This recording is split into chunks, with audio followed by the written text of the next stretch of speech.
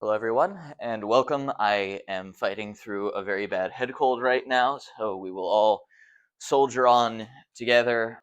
This is our week on political communication. Judson! He says that they're not neutral, not necessarily that they're biased, but they are political institutions that shape power and discourse. Now, we talked about political institutions before. Can somebody tell me what a political institution is? Give me an example of one. We spent the first half of the class talking about them. Give me an example of one. So, to sum that up, journalistic norms emerge from professional, economic, and institutional constraints.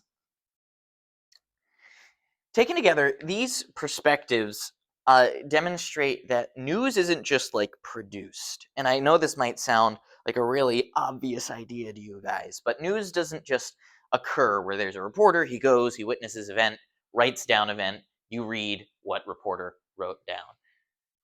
I got my bullets reversed again. I apologize, everybody.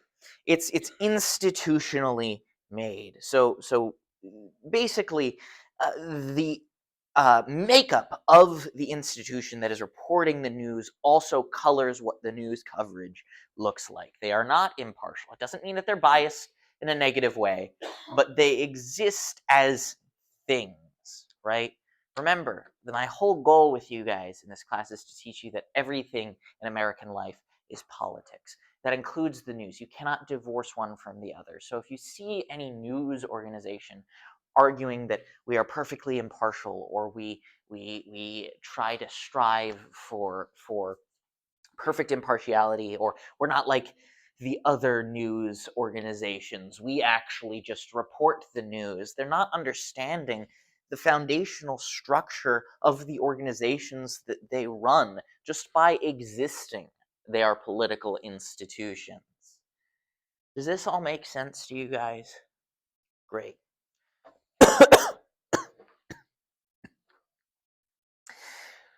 So this lecture is pretty structural. It explains how political information moves between leaders and institutions and the public, all linked through this kind of umbrella term for a whole bunch of different things called the media. Political communications operate through structured systems, and I trichotomize this into print media, broadcast media, and digital media. And these shape not only what people know about politics in their day-to-day lives, but also how they think about politics and their day-to-day lives. And undergirding all of this is the notion that the economic landscape of the media, again, that's the one that I think influences it structurally the most, is really influential on the end product of media. So let's talk about that structure here. The American media system is a multi-tiered system. I'm not saying it's hierarchical, but there are media flows like that, with print, broadcast, and digital outlets. Print journalism remains today the most analytical as well as the most historically grounded of the three. But its audience and its revenues, more importantly, have declined sharply since the beginning of the 21st century. Broadcast television used to be the new kid on the block. It continues to reach the largest daily audience. I know this might be shocking to you guys, because I guarantee none of you in this room have probably ever in your lives elected to turn on a live broadcast of news, which is fine. I'm going to be honest. I haven't done that either, unless it's been like a political debate. And this is especially true with like talk radio. It still reaches the broadest audience of the three, but it is decaying a little bit in audience and revenues relative to digital media, which can combine the comprehensiveness, the depth of print media when done very well, and the immediacy of broadcast media. And this now dominates consumption. Each format affects timing of the delivery of information, the tone of that information, and the accessibility to political information. So, I mean, think about it this way. If you are into print journalism, you need to have a subscription to like the Wall Street Journal or the New York Times or something to read that. If you're interested in broadcast journalism, you could own a radio and listen to like some talking head on AM radio, but chances are you need a TV and you need a cable subscription to listen to MSNBC or you need to listen to Fox News or CNN, or at least you need some kind of live TV access to get the traditional networks, NBC, ABC, and CBS. With digital media, you need to have a cell phone, and then the world is your oyster. So let's begin. Print journalism. I'm going to make movie recommendations through this because it's low energy today, so I thought, maybe you guys could get something out of this by like writing down something in your letterbox to go watch these. You should watch All the President's Men. It's pretty good. Robert Redford just died. Print journalism, that's newspapers and magazines. They've long anchored democratic communication by by providing detailed reporting, uh, editorial scrutiny, and investigative depth. Unlike broadcast segments, think like a Jesse Waters or a Morning Joe, um, print allows for contextual development and public record building. So, for instance, stories in print journalism can often say following up on a series of stories that we've covered. I mean, broadcasts will do this too, but it's much easier if you're reading like a New York Times article online and you'll see they have like hyperlinks in them. You can follow back through to see how the story has developed over time. Now, if you had the print newspaper and you decided to save it, you could just go to your library and say, hey, can I have the New York Times issue from December 15th, 1989, and be able to find it on microfiche. How many of you know what microfiche is? You know what microfiche is? That's pretty cool. Have you ever used it? Have you ever used it in the back? You raised your hand. You saw it on a show, huh? Microfiche is fun to use. I like it. Digital advertising and free online news have collapsed traditional revenue models, leading to the closure of hundreds of local outlets. The local newspaper is basically dead. Here in Columbia, we have like the State, which sometimes publishes the Post and Courier and the Free Times, but we are a relatively large city in this state where there used to be perhaps a Spartanburg Herald or an Aiken Chronicle or something like that. Now we basically only have the national outlets. And also, Americans just don't like reading. We don't want to read. So that's also driving this downward spiral. This creates this idea, and this is a key term because it's probably going to be a question in the question bank. It creates these things called news deserts. Now, where food deserts are areas where you can't access healthy food, in America, news deserts are areas that there is not news coverage for. That's a crazy ass ringtone. Um, there are deserts where there is no local coverage of what is happening in the news. So you wouldn't be able to find your local sporting scores for your high school football team. On to broadcast media. This is from the film Broadcast News. It's a less good film than All the President's Men, but it makes more sense because you don't have to have been alive for the Watergate scandal to understand it.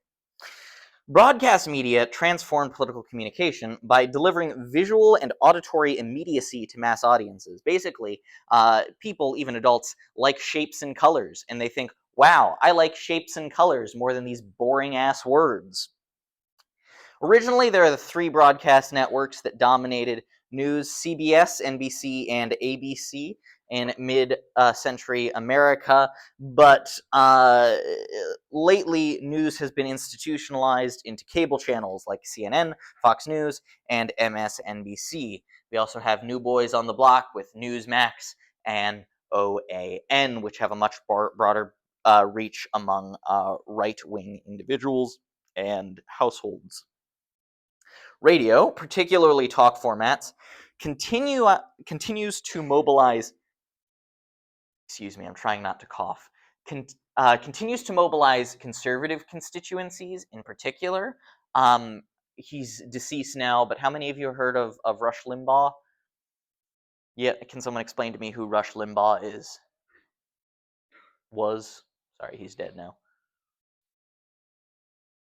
Who was Rush Limbaugh, for the people who raised their hands? If you know who he is, who is he?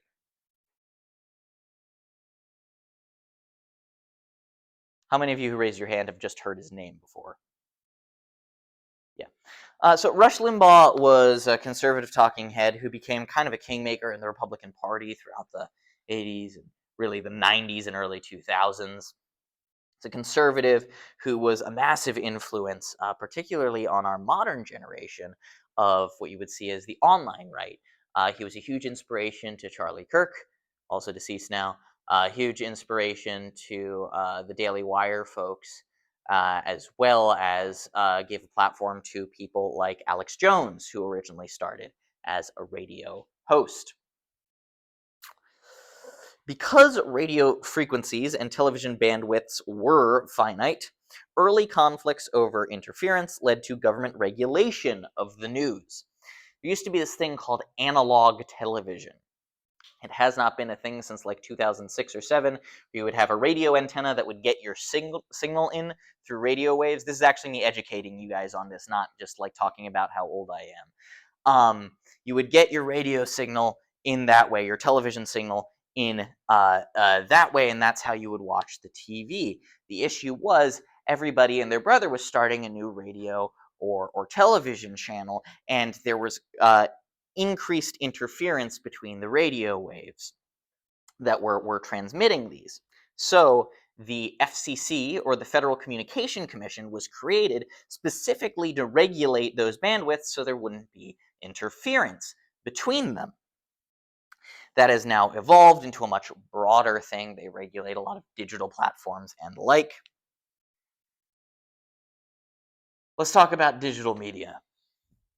Digital media represents the most profound transformation of the media landscape since the advent of television. Online platforms host legacy outlets like the New York Times, like the Wall Street Journal, like the Washington Post, but also have native sites like the HuffPost, Politico, BuzzFeed, though like I think BuzzFeed is dead practically, and more importantly, allows individual upstarts like this young strapping man of like 60, Joe Rogan, to get out there and talk to the public. The digital shift has also produced negative effects, obviously. Attention-driven algorithms. Basically, algorithmically, when you're scrolling through the news, you're not being shown what is most important to your life. They are showing what has been mathematically proven to keep you using whatever service you are using for longer.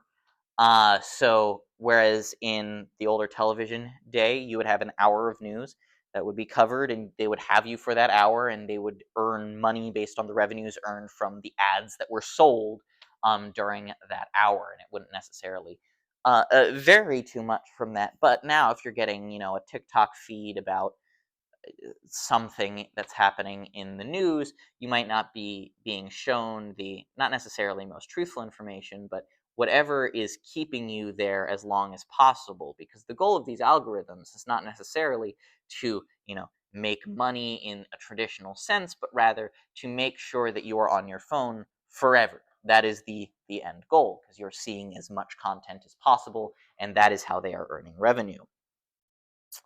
And this also hollows out local journalism because, let's be honest, what's not going to keep your attention on a screen is a bunch of Little League softball scores. The result is polarization and echo chambers like we've talked about. Let's be honest, this is how most people get their news now. How many of you get your news from online sources, let's just say? You don't watch traditional TV and you don't read the newspaper. Okay, that should be basically all of you. How many of you, when you're online, do not go to traditional news sites like New York Times or CNN or something like that. You go to alternative sources. How many of you don't find the news on a laptop, but rather on a cell phone? So, what forces shape news coverage? Well, money, obviously.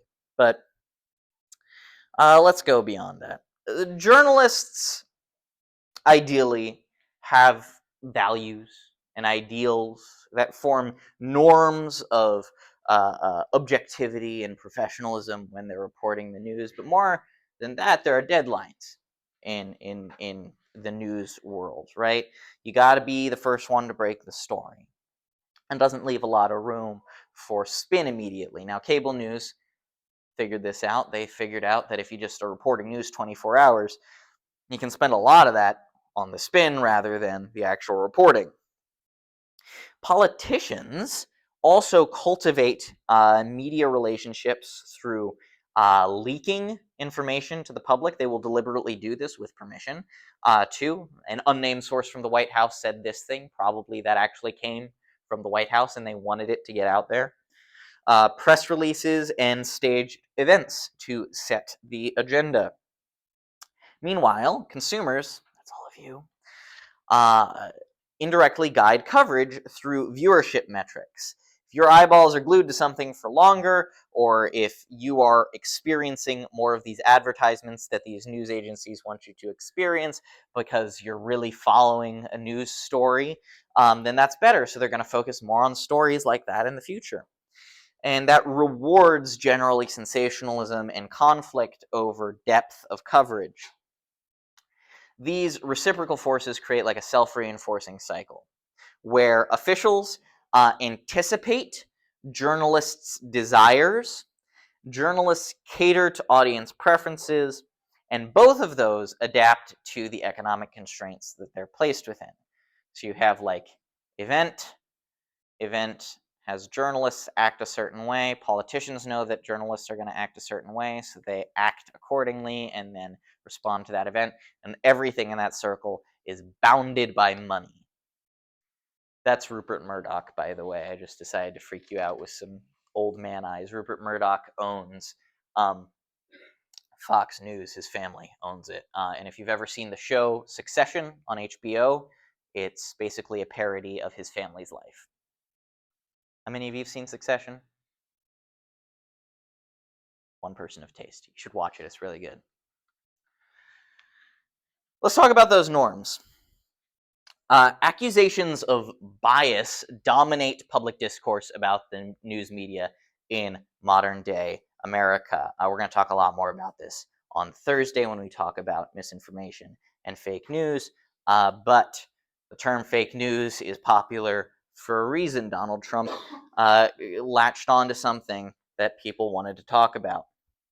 Research shows, though, that journalist behavior is structured much less by ideology than by professional norms and institutional incentives. Now, those institutional incentives may be financial and may be geared towards politics that you don't necessarily like, but that doesn't necessarily mean the news coverage itself is biased. It's just what they're deciding to show you that changes. Reporters pursue stories that promise novelty, conflict, or human interests, and these three features are most likely to attract audiences. Novelty, it's a new thing. Oh my goodness, look at that. I haven't seen that before. Conflict, everybody loves to watch a messy bitch have a crash out publicly. Everybody loves that. Or human interests. You know, you hear the story about, remember when I talked about the orphan crushing machine? You guys remember that? The orphan crushing machine? I saw an orphan crushing machine story this morning on CNN. It was local man creates food bank in his front yard for people struggling with empty food banks and SNAP benefits not being a thing. That is an example of an orphan crushing machine story where it's like this random dude shouldn't have to start a food bank in his front yard. I digress. The rise of citizen journalism, that's just randos walking around with their smartphones doing reporting, has expanded the range of voices that people listen to, but also has really degraded these norms because people will think that someone like Libs of TikTok is a journalist when she is not, on the same level as like Barbara Walters from 60 Minutes. lady interviewed freaking Hugo Chavez. Corporate ownership and shrinking newsroom budgets have also heightened reliance on prepackaged material like press releases, blurring the boundary between journalism and advocacy. Sometimes it's just cheaper to take what the politicians give you and send that out than it is to actually do your own research.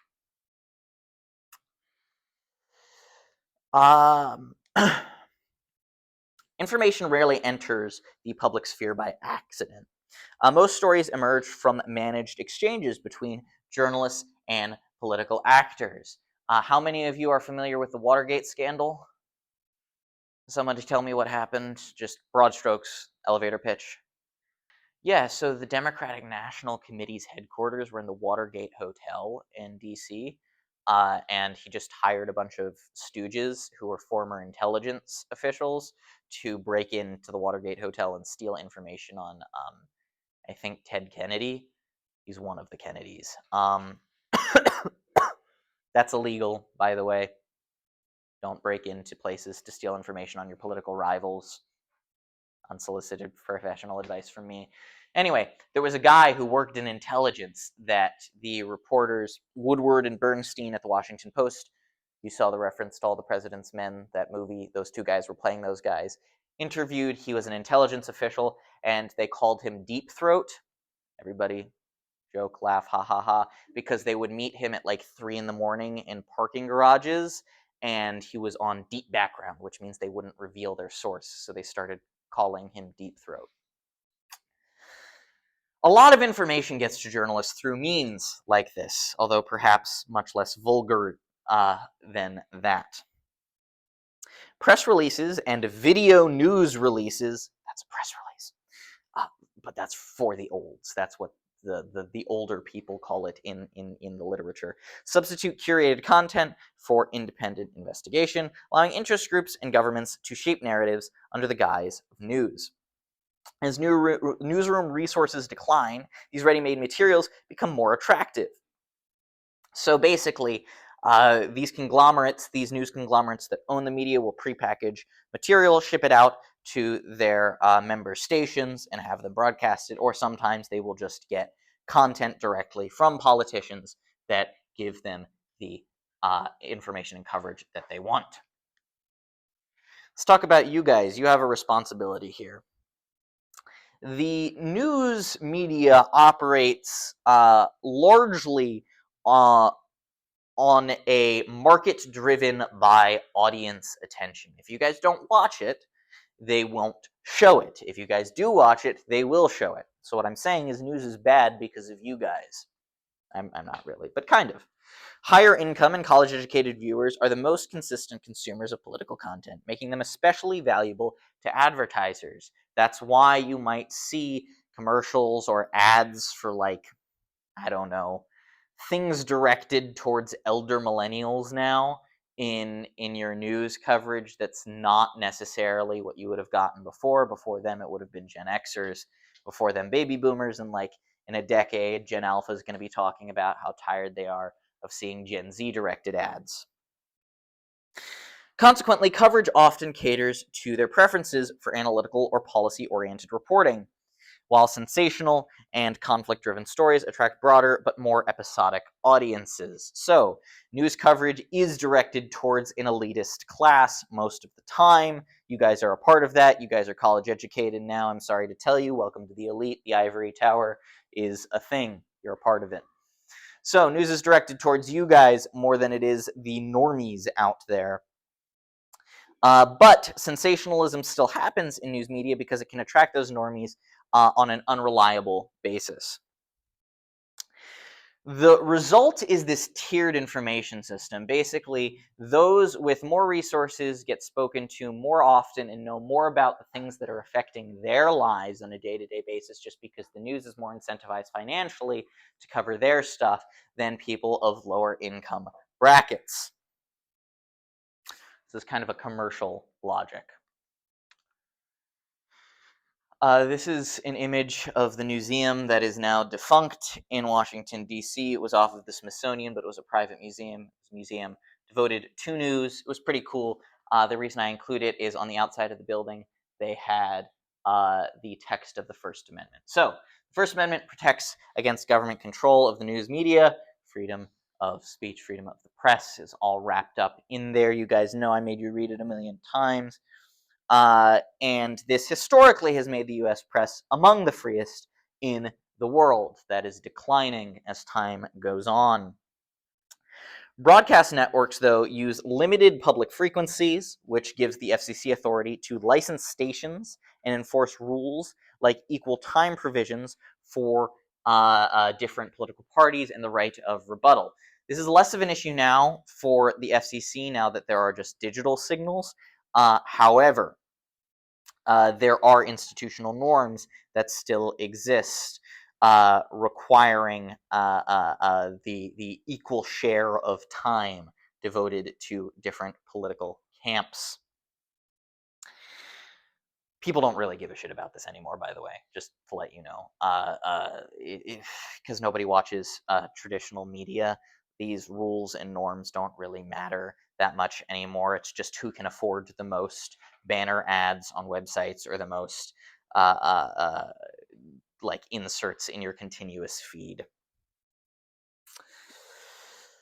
This arrangement, though, does reflect historical compromises between democratic ideals of open discourse and practical concerns over equitable access to communication channels. And again, it says print and digital media generally enjoy broad editorial autonomy. They're a lot freer to do what they want than broadcast journalism is. Don't worry, I will show you this figure in larger. So, media ownership and concentration. Despite the apparent variety of outlets, U.S. media ownership is highly concentrated. A handful of media conglomerates, largely Comcast, Disney, and Paramount is spreading their tendrils everywhere now, control the majority of television and print networks. The Telecommunications Act of 1996 loosened restrictions on cross-ownership, which then allowed for a lot more corporate mergers to happen and more concentration of coverage under those. Many local stations now depend on national wire services or syndicating content, which narrows the range of original reporting.